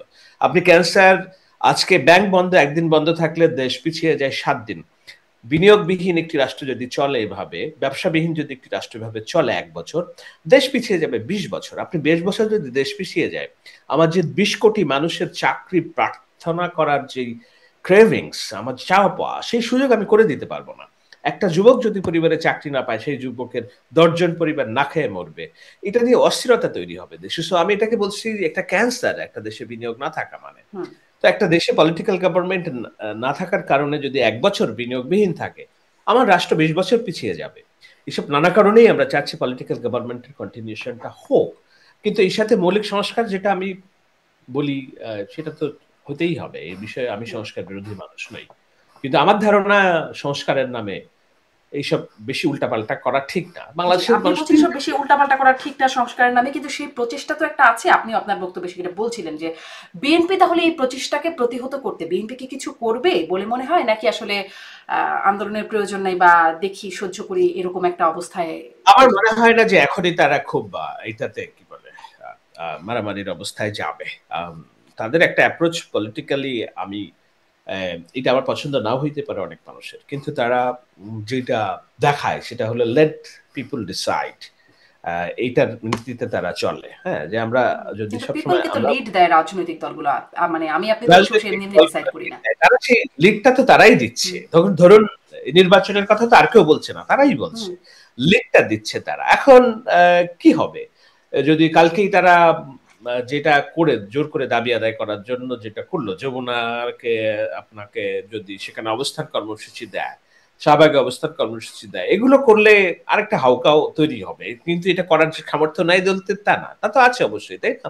তারা চাইলে ঢাকা শহর অচল করে দিতে পারে ২ দিনের মধ্যে এবং অচল রাখতে পারে। তাতে কি হবে? একটা মুখোমুখি সংঘাত তৈরি হবে। কার সাথে সংঘাত তৈরি হবে? এই যে আম এই যারা নির্বাচন চায় না, ক্রিঞ্জ এলিমেন্ট। তো এই সংঘাতে কার লাভ হবে আল্টিমেটলি, তাই না? তো সেখানে ওই যে বললাম ভ্যাকুয়াম সময়ে রাষ্ট্রের নিয়ন্ত্রণ অন্যের হাতে চলে যায় কিনা। তো ওরকম একটা সংঘাতের পরিস্থিতি তৈরি হইলে দেখা গেল যে উত্তেজনায় হুম। একটা অস্বাভাবিক পরিবেশ তৈরি হয়ে হুম। গেল। সেটা তারা চায় না। জি। বিএনপির আমিও বিষয়ে চাই। আরেকটু জানবো আপনার কাছে। কিন্তু এই যে আপনি বলছেন যমুনার সামনে হাউকাউয়ের যে বিষয়গুলো হলো, অনেকে এটাকে একটা পাতানো আন্দোলন হিসেবেও বা পাতানো খেলা হিসেবেও অনেকে আ বলছেন আ এই বিষয়টিকে। সেখানে এই পুরো প্রক্রিয়াটাকেও যদি একটু ছোট্ট করে, আপনি শুরুতেও এটা নিয়ে কথা বলছেন, তবুও ছোট্ট করে যদি একটু জানতে চাই। আমি জিজ্ঞাসা করছিলাম যারা আন্দোলন করছেন, তাদেরকে জিজ্ঞাসা করছিলাম যে আপনারা ৯ মাস পরে এসে হঠাৎ এই আন্দোলন কেন? তখন আসলে উত্তর যেটি পেলাম যে আব্দুল হামিদ এই মুহূর্তে দেশ ছেড়ে চলে গেলেন, সেটিরই একটা উত্তেজনা থেকে এরকম আন্দোলনে যাওয়া, যেখানে আব্দুল হামিদ রাষ্ট্রীয় প্রোটোকলে রাষ্ট্রীয় সাবেক রাষ্ট্রপতি হিসেবে তিনি দেশ ছেড়ে চলে গেলেন দেশের প্রধান বিমানবন্দর দিয়ে। মানে তার প্রতিক্রিয়ায় এরকম একটা বিষয় হয়ে গেল। আপনি পুরো প্রক্রিয়াটাকে কিভাবে দেখছেন আসলে? দেখুন এটা তো অবশ্যই এটাকে পাতানো যদি কেউ বলতে চায়, অভিযোগ করতে চায়, সেটা পাতানো যে না এটা প্রমাণ করার তো আমার হাতে কিছু নেই। কিন্তু কোইন্সিডেন্স গুলো সেরকম কিছুটা নির্দেশ করে। এই সরকার যারা চালায় সেই ছাত্র যেমন যমুনা আব্দুল হামিদ পালানোর পরপরই আ স্থানীয় সরকার উপদেষ্টা আসিফ মাহমুদ লিখলেন যে আওয়ামী লীগ নিষিদ্ধ করার কাজ আমরা প্রায় গুটিয়ে এনেছি এবং এটা শিগগিরই প্রজ্ঞাপন জারি হবে। তো এই কথা কি তার বন্ধু হাসনাত আব্দুল্লাহ সার্জিস জানতেন না? তা তো না। অবশ্যই জানতেন। আগে থেকেই জানতেন। তো তারা এরকম একটা উপলক্ষ চাচ্ছিল যে কখন আ এটি নিয়ে একটা আ সামগ্রিক একটা পরিস্থিতি তৈরি করা যায়। এবং আমরা দেখছিলাম যে এনসিপির রাজনীতিও নিম্নমুখী ছিল। সেই জায়গায় তাদের একটা সফলতার পালক দরকার ছিল। তার ২ দিন আগে যখন বাংলাদেশে বেগম জিয়া ফিরলেন, সারা বাংলাদেশ ঢাকা শহর অলমোস্ট স্থবির হয়ে গেছে তাকে অভ্যর্থনা না জানানো। তো তারা সেসব দেখেও কিছু ইনসিকিউরিটি ফিল করেছে যে না তাদের রাজনীতির টা কোথায়? তো সেই জায়গায় তাদের কিছু পালক দরকার তাদেরকে পথ চলার জন্য। সেই পালকগুলো মনে হয় যে দেওয়ার জন্য এই অবস্থানটা আ এমন হতে পারে যে তারা এটাকে আ যোগসাজশে করেছে। আম কারণ না হলে সরকার যদি স্ট্রিক্ট থাকতো তাহলে যমুনার সামনে আশপাশে ঘেঁষতে দিত না কাউকে। কারণ সেখানে ১৪৪ ধারা জারি, তাই না? তো ২ দিন থাকার পর সেখান থেকে তারা শাহবাগে আসছে এবং সেখানে যারা যোগ দিয়েছে আ সেইটা তো আমরা দেখেছি যে এইটার একেবারে বিএনপি তো নাই এখানে। এটা তো একেবারেই নাই। লতা হুম। পাতাও যায় নাই বিএনপির। বিএনপি বাদে তাহলে আর কারা গেছে? গেছে যে এই ঢাকা বিশ্ববিদ্যালয়ের নতুন রাজনৈতিক সমর্থক দলটির কিছু ছেলে মেয়ে হুম, গিয়েছে। ইসলামী রাজনীতি যারা করে গিয়েছে। আর বেশিরভাগ ক্ষেত্রে গিয়েছে জামাত শিবির। কারণ এটা তাদের জন্য আম দেখুন তারা ক্ষমতায় আসতে পারবে না কোনোদিন। কিন্তু তাদের ক্ষমতা কি? তাদের জয় কি? তাদের জয় হলো যে যেই শাহবাগে তাদের নেতাদের ফাঁসি হয়েছে, যেই শাহবাগে আম তাদের রাজনীতি নিষিদ্ধ হয়েছে, সেই শাহবাগেই যারা রাজনীতি নিষিদ্ধ করছে তাদের রাজনীতি নিষিদ্ধ করা। সেই শাহবাগেই যারা তাদের নেতাদের ফাঁসি দিয়েছে তাদের বিরুদ্ধে অ রাষ্ট্রীয় নির্বাহী আদেশ পাওয়া এটাই তাদের জয়। এটাই তাদের নির্বাচনের জয়। সো এই জয়টা নেওয়ার জন্য তারা তাদের সর্বশক্তি নিয়োগ করেছে। কিভাবে এই দাবিটা আদায় করে নেওয়া যায়। তো এখন আপনি যদি বলেন যে না এটা পাতানো, আমি বলব না যে না এটা একেবারে হোম গ্রোন, এটা একটা আ হঠাৎ আ জাগরণ হয়েছে। না, হঠাৎ জাগরণ হয়েছে ৫ আগস্ট, জুলাই আগস্টে। বাট এটা যেটা হয়েছে এটা কেউ যদি বলে আমি তো দ্বিমত করার কোনো কিছু দেখি জায়গা না। খুঁজে আবার পাচ্ছেন না। জি। আমার কাছে সেই মানে প্রমাণ মানে সেটি জামাত বা শিবিরের তাদেরই একটা জয়ের জায়গা আপনি দেখছেন সেখানে এরকম বক্তব্য সেটি নিয়ে খুব আলোচনা হয়েছে, ভাইরালও হয়েছে সেই বিষয়গুলো যে গোলাম আজমের বাংলায় আওয়ামী লীগের ঠাঁই নাই, সাঈদীর বাংলায় নিজামীর বাংলায় আওয়ামী লীগের ঠাঁই নাই, এরকম বক্তব্য এসেছে। তার সাথে একটু যুক্ত করে বলি গোলাম আজম পুত্র আমান আজমি, ব্রিগেডিয়ার আমান আজমি তাকে গোলাম আজমকে বলছেন সর্বশ্রেষ্ঠ বাংলাদেশী, এরকম বক্তব্য আসছে। আসলে কিছুটা কি রিসেট হচ্ছে ইতিহাস? হ্যাঁ, আমি বলেছি যে এই আ ইউনূস সরকারের আমলে এই রাজাকারদের বাড়বাড়ন্ত এইটা it's not a good sign. হুম, আমি গতকালকে আলোচনায় বলেছি। আমার ইউটিউবে এখানে আমি কোন রাগ-ঢাক করি নাই। আ অ্যা গোলাম আজমের বাংলা। What makes its nonsense Golam আজমের বাংলা। গোলাম আজম এই দেশ চায় নাই। সো গোলাম আজমের বাংলা যেটা এস্টাবলিশ করতে চায় এটা তাদের ভুল রাজনীতি। দেখুন আমি বারবার বলছি আমি জামাত শিবিরের বিরোধিতা করি, জামাতের রাজনীতির বিরোধিতা করি। কিন্তু আমি শেখ হাসিনার স্টাইলে চাই না যে তারা এই দেশ থেকে নির্মূল হয়ে যাক। বরঞ্চ তাদেরকে আস্থায় নিয়ে তাদেরকে তারা কিভাবে আস্থায় থেকে এই বাংলাদেশের রাজনীতি করতে পারে আমাকে ওই সুযোগ করে দিতে হবে। কিন্তু সেটা করতে যেয়ে আমি শুধু চাইলেই তো হবে না, তাই না? আওয়ামী লীগকে যেমন তার অনুশোচনা করতে হবে, ক্ষমা চাইতে হবে তার কৃতকর্মের জন্য। জামাতকেও বুঝতে হবে যে তার যে কর্মী সমর্থক, সে যে শিবির উৎপাদন করছে, এই শিবিরকে তারা তো অনেক বইপত্র পড়ায়, অনেক কোর্স করায় শিবির করার জন্য, জামাত করার জন্য। এই কোর্সটাও জামাত ইসলামকে করাইতে হবে যে no, we have to be apologetic for our past. তোমরা যারা রাজনীতি করতে শিখছো, শিবির তোমরা যারা রাজনীতি করছো, তোমাদের মনে লুক আমি অ্যাজ এ ড্যাড, আমি বাবা হিসেবে যদি আমি আমার সন্তানকে শিক্ষা দেই যে না এইটা করো না, চুরি করো না, মানুষকে খুন করো না, কাউকে তুমি আ আঘাত করলে তাকে সরি বলবা, আগে থেকে আক্রমণ করবা না। তাহলে সে ওভাবেই বড় হবে। কিন্তু আমার ভিতরেই যদি থাকে একটা যুদ্ধংদেহী দুর্বৃত্তপনা বাবা হিসেবে, আমার সন্তানেরা তো দুর্বৃত্ত হবেই। জামায়াতে ইসলামীর যারা লিডারশিপ তারা যদি বাংলাদেশের সাধারণ মানুষের এই সেন্টিমেন্ট না নিতে পারে যে না, এই বাংলাদেশে গোলাম আজমের নামে রাজনীতি হবে না। এই বাংলাদেশে যুদ্ধাপরাধের দায় স্বীকার করতে হবে। এই বাংলাদেশে রাজাকারদের বাংলাদেশ হবে না। এটা যদি হয় এইটা প্রতিষ্ঠিত করতে গেলে কেবল আওয়ামী লীগই রাজনীতি ভ্যালিডিটি পাবে বাংলাদেশে। আমরা কেউ চাই না আওয়ামী লীগের রাজনীতি ভ্যালিডিটি পাবে। আজকে যদি মুক্তিযুদ্ধের অবমাননা হয়, মুক্তিযুদ্ধ তার নিজের প্রয়োজনেই তার পিতাকে খুঁজে বের করবে। তো মুক্তিযোদ্ধার পিতা হিসেবে আমি যদি মুক্তিযুদ্ধকে প্রোটেক্ট না করতে পারি, তাহলে মুক্তিযুদ্ধ মনে করবে আমি তো এতিম এই দেশে। তো এতিমের তখন একজন রক্ষক দাঁড়াইয়া যাবে। আওয়ামী লীগ তার যে গণহত্যার অপরাধ ঢাকা দেওয়ার সুযোগ পাবে। বাংলাদেশের কালচারাল যে অঙ্গনে সাংস্কৃতিক টিম, বিজোট, সাংস্কৃতিক জোট সবাই দাঁড়ায় যাবে। যেন আমার মুক্তিযুদ্ধ অবমাননা হচ্ছে, আমার মুক্তিযুদ্ধকে প্রোটেক্ট করার জন্য আমার আওয়ামী লীগের হুম। দরকার।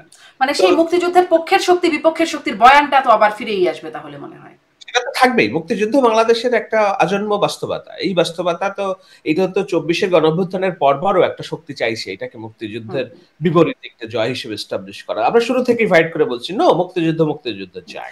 আপনি যে ২৪ বক্তব্যটা সেই একই রকম বক্তব্য মাহফুজ আলম, উপদেষ্টা মাহফুজ আলম তার ফেসবুক স্ট্যাটাসে তিনি লিখছেন জামাত এবং সেই প্রসঙ্গে বলছেন যুদ্ধাপরাধীদের সাথে সহযোগীদেরকে আহ, সেই আপনারই বক্তব্য অ্যাপোলজেটিক, তাকে ক্ষমা চাইবার কথা, ভুল স্বীকার করবার কথা, এরকমই একটা স্ট্যাটাস, আমি হুবহু বলছি না, বলছেন তার প্রতিক্রিয়া হিসাবে একদম শিবিরের রোশানলে তিনি পড়েছেন, শিবিরের খরচের খাতায় উঠে গেছেন, এরকম কথাও আসছে।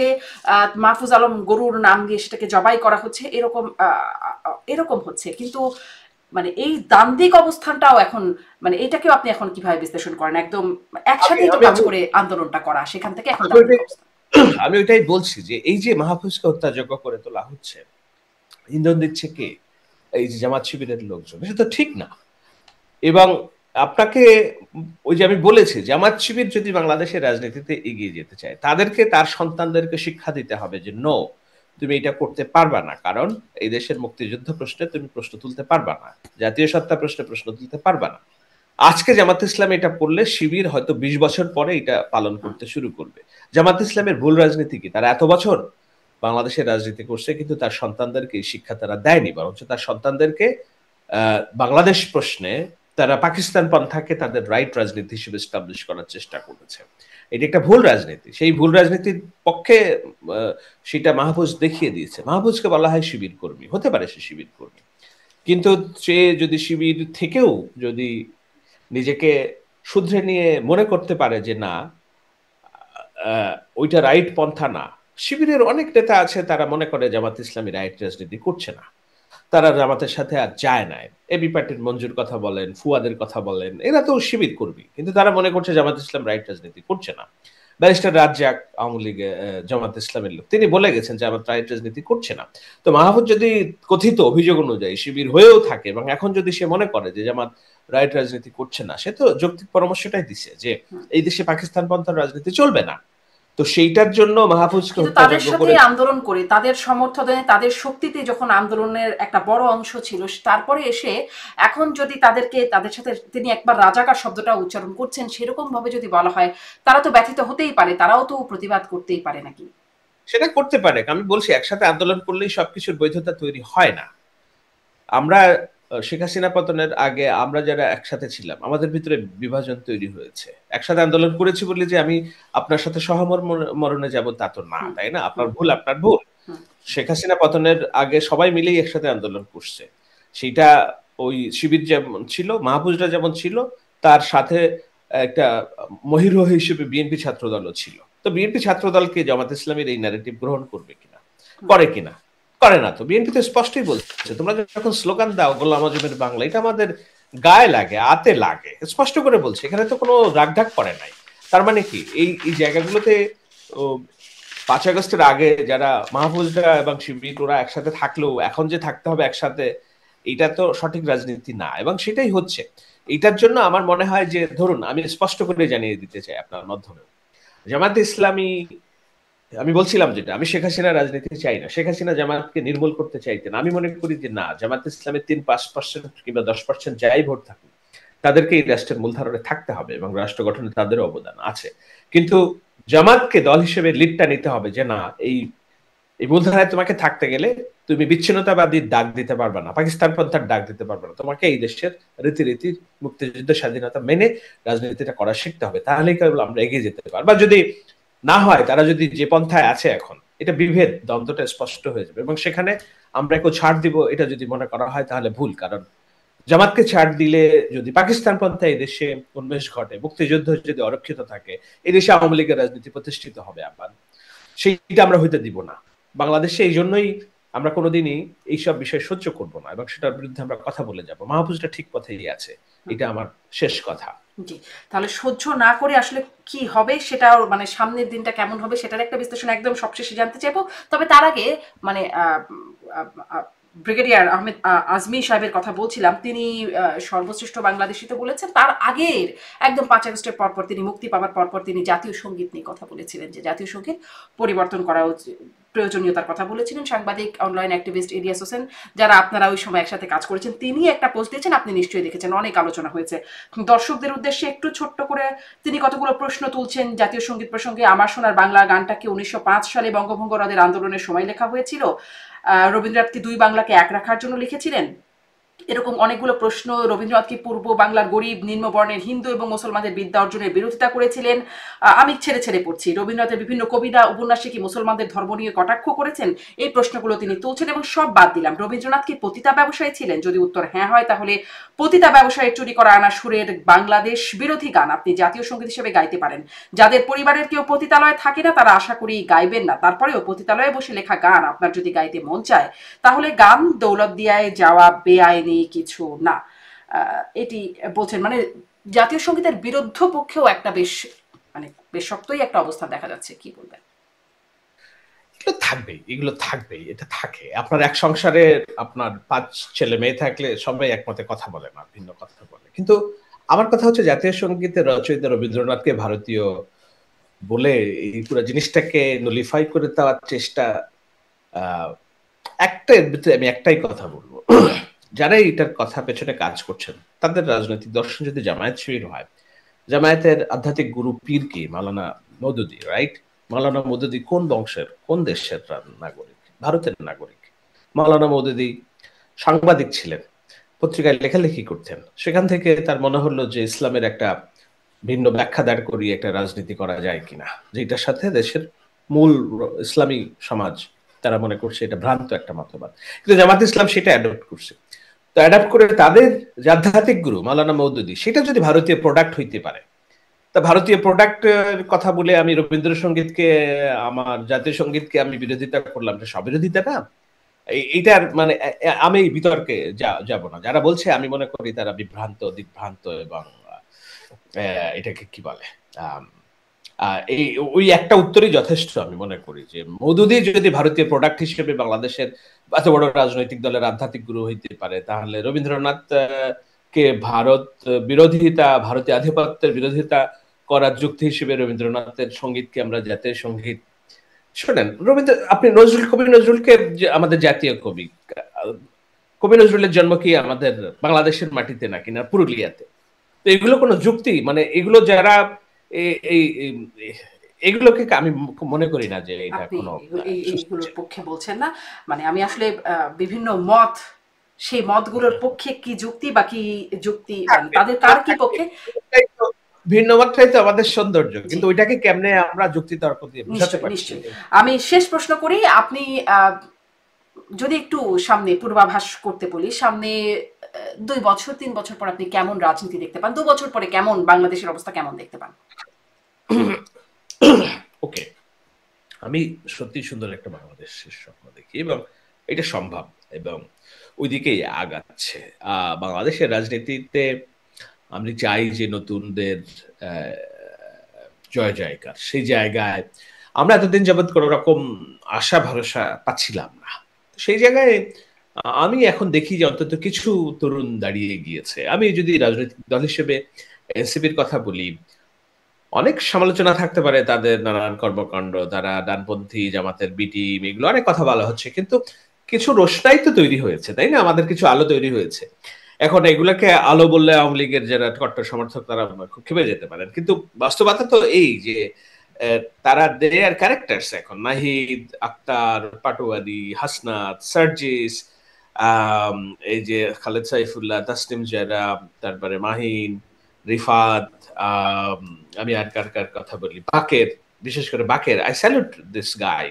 সে যেভাবে স্বাধীনতার পক্ষে, জাতীয় সংগীতের পক্ষে দাঁড়িয়ে গেছে বাকশাসের, এবং তার সমস্ত রকম আক্রমণ সে সহ্য করছে। Samanta, Umama Fatema, I have tons of difference with them, but I love these kids because তারা মোটামুটি দাঁড়িয়ে গেছে, যেটা আমরা ২ বছর আগেও আমরা এই চরিত্রগুলোকে পাচ্ছিলাম না। এর আগে আমি অবশ্যই নুরুল হক নূর, তারপরে ধরেন রাশেদ, এদের মতো ছেলে মেয়েরাও আছে। এখন হ্যাঁ, রাষ্ট্রীয় প্রশ্ন, জাতির প্রশ্ন, মুক্তিযুদ্ধ প্রশ্নে এক একজনের এক এক অবস্থান হতে পারে, but they are coming to in the front. তো সেটা একটা আলোর দিক এবং আমি মনে করি যে বাংলাদেশে যদি বিএনপি ক্ষমতায় যায়ও এবং যাবে তারা, আওয়ামী লীগের রাজনীতির ভবিষ্যৎ যেহেতু আমি দেখি না, সেক্ষেত্রে আমি মনে করি যে এই তার তরুণদের সম্মিলিতভাবে কিংবা বিচ্ছিন্নভাবে রাষ্ট্র নেতৃত্ব দেওয়ার সুযোগ আমরা দেখব হয়তো আগামী ১০ বছরের মধ্যে, ৫ বছরের মধ্যে না হলেও। তো শেষ প্রশ্ন বলেও আরেকটা প্রশ্ন মনে হয় রয়ে গেল, একটু মনের মধ্যে জাগলো, তারেক রহমান ফিরছেন না কেন? কবে ফিরছেন, কবে ফিরবেন, সেরকম কোনো বিষয় দেখতে পান? দেখুন, আমি বিএনপির খুব বেশি সিদ্ধান্ত, নীতিগত সিদ্ধান্তের বিষয়ে আমার জানার সুযোগ নেই, কিন্তু আমি যেটা আজ করতে পারি যে ওই যে বললাম অনেকগুলো ক্রিঞ্জ এলিমেন্ট সক্রিয় দেশে এবং নির্বাচনটাকে ভুলুণ্ঠিত করার জন্য দু একটা চরিত্রের উপর দাঁড়িয়ে আছে বাংলাদেশের ভবিষ্যৎ। সেই দু একটা চরিত্রের মধ্যে তারেক রহমান একজন। আজকে যদি বিএনপি লিডারশিপে খালেদা জিয়া নাই, তারেক রহমান যদি না থাকে কোনো কারণে, তার চেয়ে দুর্ভাগ্য বাংলাদেশের রাজনীতিতে আর নেই। আমি পছন্দ করি আর নাই করি, বাংলাদেশকে এগিয়ে নিয়ে যাওয়ার জন্য আমার মনে হয় বাংলাদেশের সবচেয়ে বড় তারেক রহমান বিরোধী লোকটাও একমত যে বাংলাদেশে আগামী দিনের স্ট্যাবিলিটির জন্য তারেকের লিডারশিপটাই এখন আমার সামনে একমাত্র অপশন, এর বাইরে আর কোনো অপশন নেই আপাতত, অন্তত 5-10 বছরের কথা আমি বলছি। তো সেই জায়গায় তার জীবনে যদি কোনো সংখ্যা তৈরি হয়, আজকে ঢাকা বিশ্ববিদ্যালয়ে আমি যখন কথা বলছি তখন ছাত্র দলের জুলাইয়ের একজন যোদ্ধা নিহত হয়েছেন চোখের সামনে। আমি খুব বেশি বাড়াবো না কথা, এটা রক্তক্ষরণের মতো একটা সংবাদ। এর আগেও আমি দেখেছি বেসরকারি বিশ্ববিদ্যালয়ে ছাত্র দলের একজন ছেলে নিহত হয়েছেন। আজকে যদি শিবিরের এই ধরনের কেউ একজন শিকার হতো, সারা দেশে তারা আগুন জ্বালাতো। তো সেই জায়গায় বিএনপির মতো লিডারশিপের জায়গাগুলোতে লিডারশিপ যদি কোনোভাবে আঘাতপ্রাপ্ত হয়, তাহলে এইটা দল হিসেবে বিএনপি ক্ষতিগ্রস্ত হবে না, আমি মনে করি বাংলাদেশ ক্ষতিগ্রস্ত হবে। সেই জায়গায় তারেক রহমান কখন ফিরবেন না ফিরবেন, নিশ্চয়ই এটা খুবই বড় একটা সিদ্ধান্ত বাংলাদেশের, এবং আমি মনে করি না খুব বেশি তাড়াহুড়ার সুযোগ আছে। আবার এটাও আমি চাই যে তারেক রহমান তার যে গ্রামগঞ্জে মানুষের সাথে হেঁটে বেড়াবেন, কথা বলবেন, মাইল তার বাবার মতো মাইলের পর মাইল হাঁটবেন, মানুষের সাথে কর্মোদ্যম করবেন। কারণ দলের সুপ্রিম লিডার হিসেবে তার 100% কর্তৃত্ব তিনি এস্টাবলিশ করেছেন, গত 16 বছর ধরে রেখেছেন। একজন মানুষকে তিনি দল ছেড়ে যেতে দেন নাই, সেটা দলের সুপ্রিম লিডার হিসেবে তিনি প্রতিষ্ঠিত, এটা নিঃসন্দেহে। আমার মনে হয় যে গ্রামগঞ্জের সুপ্রিম লিডার হিসেবে তার একটুখানি কাজ বাকি আছে, সেটা হলো মাইলের পর মাইল মাঠে হাঁটা, তার বাবার মতো মানুষের সাথে কথা বলা, গ্রামগঞ্জে যাওয়া, গণমানুষের নেতা নিজেকে এস্টাবলিশড করা, সেই কাজটা আমি দেখতে চাই। কিন্তু আবার এটাও চাই সেটা করতে গিয়ে যেন ক্রিঞ্জ এলিমেন্ট বাংলাদেশের রাষ্ট্র ক্ষমতায় যাওয়ার জন্য তারেক রহমানের জীবনের উপর হুমকি তৈরি না করে কেউ।